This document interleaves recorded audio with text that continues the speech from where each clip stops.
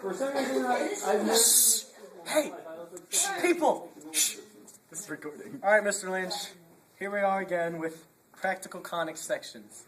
Now we're going to play a little game. David and I are going to hide this somewhere in your room. And if you ever watch this video again, you can get your practical conics sections book back. So, as our cameraman follows us to our pre-picked hiding spot, this dice, the large one. Dave, get that down. Ladies, pull it down. Whoa. Okay. All right. Figure out how to open this sucker up. Just throw it in this little. Okay. How's he gonna get it out? Rip the glue.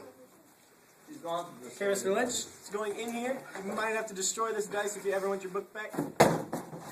There it goes. How am I getting it open? Alright, we're going to put it back with the 5 facing out just the way it was, so hopefully you don't notice until you ever get on YouTube.